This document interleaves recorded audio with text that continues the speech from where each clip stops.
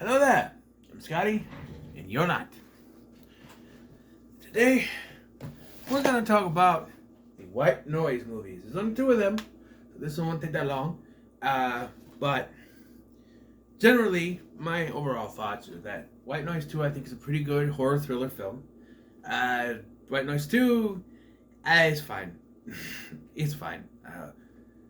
If it wasn't for Nathan Fillion and Katie Sackhoff, that it wouldn't be anything really. And you could take out like a reference to the first film, and you could call it something else, and they wouldn't even think this is White Noise. You can even take some of the EVP stuff out. Like there's mention of EVP in this, you could take it out and call it something else, and they wouldn't even know that it's White Noise movie. But you wouldn't even think that it could be White Noise movie. So White Noise. First film tells the story of Jonathan Rivers, whose wife disappears, and then he finds out he's being followed by some guy whose name is Raymond Price. Raymond tells him that his wife has been contacting him from beyond the grave, but he doesn't believe his wife is dead until the cops show up and say, hey, your wife's dead. And so he goes to Raymond, and Raymond tells him that he has been communicating with his ex-wife, with his dead wife, through EVP. And so then Jonathan starts to delve into EVP, and he connects with another one of Raymond's patients, I guess you could call her. Her name is Sarah. And after Raymond dies, this becomes like a big kind of thriller horror film where there's this unseen force coming after him, and he's trying to figure out what to do. He get messages from his wife, and she's telling him, you gotta go here. He saves a baby, and then at the end he finds that this missing woman that he's seen on TV, that's been shown on TV throughout the film, is in a location, the same location where his wife's body was found. And then you find out, it is a little underwhelming to find out that the guy behind this is this just this like elevator repairman dude that was shown once in the film. And I think that was more, well, you got to show him at least once, have him in the film, so then when he's revealed, like, oh, it's that guy. It's the Roy Burns approach. Although with Roy Burns, he kept popping up during the film because he's a paramedic, and here he's just like an electrician or something in the building that Jonathan just so happened to be in at the time the power went out. So, yeah, it's a little bit meh. And, he sacrifices himself at the end, right? To save this woman. The cops show up, they kill the guy, the electrician guy, and then the woman is saved. Although it is undermined by the sequel when you find out if you save someone, they go nuts. I don't exactly think they showed it in the second one that she went nuts, but it's assumed that's what happened, I guess. I always assume that.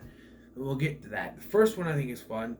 It ends with Jonathan over EVP in a radio distortion telling his son he's sorry. And I always thought the sequel should have followed the son, like as a teenager, and he's trying to figure out, or I came up with a new idea because the original one was him trying to figure out like exactly what happened because he can't remember all the way. But I was like, well, as an adult, what if he starts getting messages like,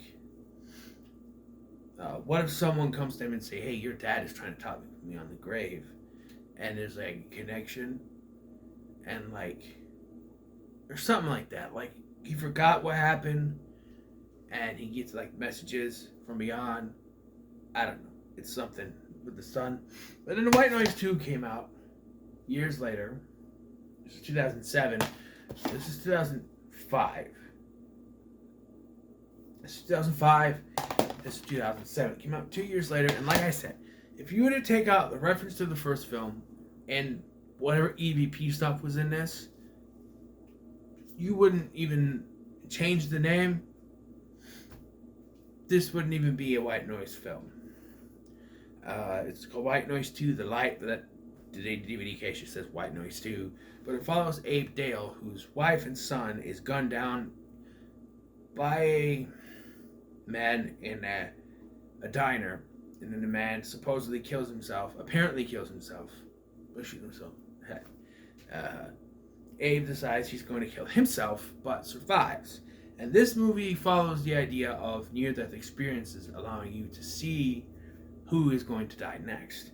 And eventually he decides to save people. But he finds out that that's not really a good idea, because one guy he saved from being crushed by his car goes nuts and causes an accident which kills some people. And he tries to find out, he's watching a video of his wife and son, and find out they were saved by the strange guy whose name is revealed to be Henry Kane. It's also revealed he's still alive, although shoot yourself like this, I don't think you're going to survive, you blow your brains out. But I'm just saying, he's still alive, and he tells him basically, try a mirror. If you save them, 3 days later they will go nuts. Like they'll be taken over by a demon or the devil or something, and they'll go nuts.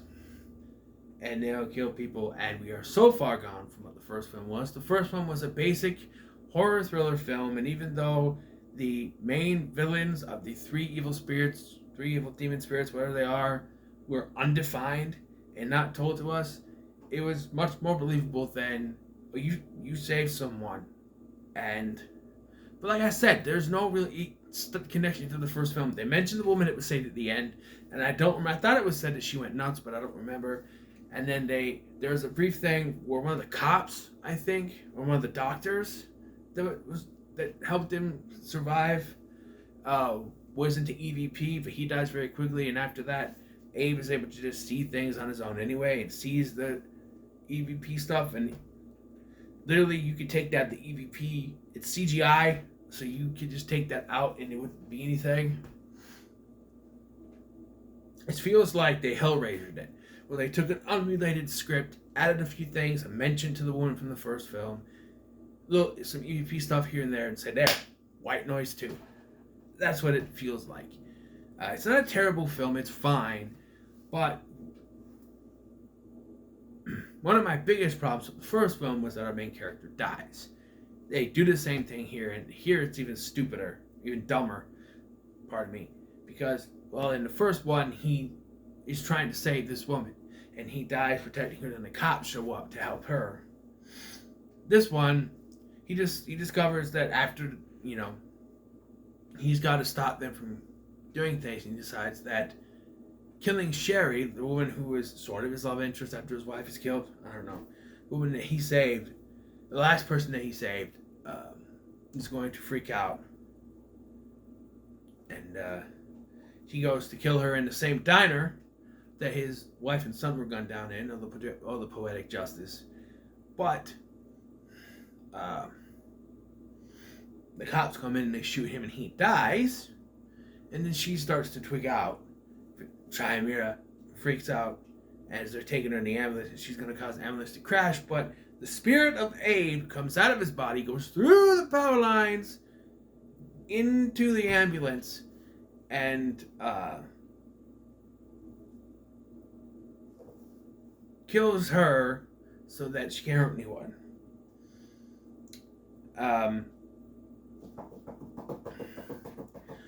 So I don't remember if I said this in my initial review of this movie, but how simple would it be to just say, hey, you're going to go nuts and try to kill people. Let's put you in a padded cell for the night. Because it doesn't last that long. You think she'll freak out, go nuts in the padded cell, and then that'll be it, right? As long as we're not some stupid person. This is a horror movie, so there'll be like a stupid attendant. And, what's going on with her? She go in there, they get stabbed, and then she runs amok, killing people in the hospital. Because it's a horror movie, we gotta do that. Who knows? That's how it ends, apparently. It's just... The ending of the first film showed that there was still those evil spirits were still out there. There was a way to continue off of it, and you pretty much just took an unrelated script, added some stuff to make a White Noise 2.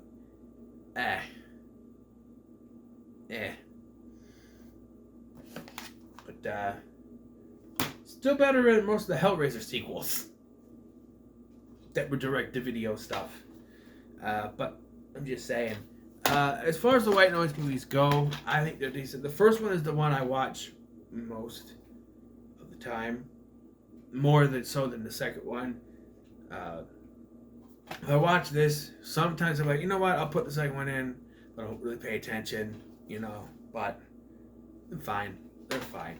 So what are your thoughts on the White Noise movies? Let me know in the comments below. Make sure to like, share, and subscribe. Thanks for watching. I've been Scotty, and I'll see you in the next one.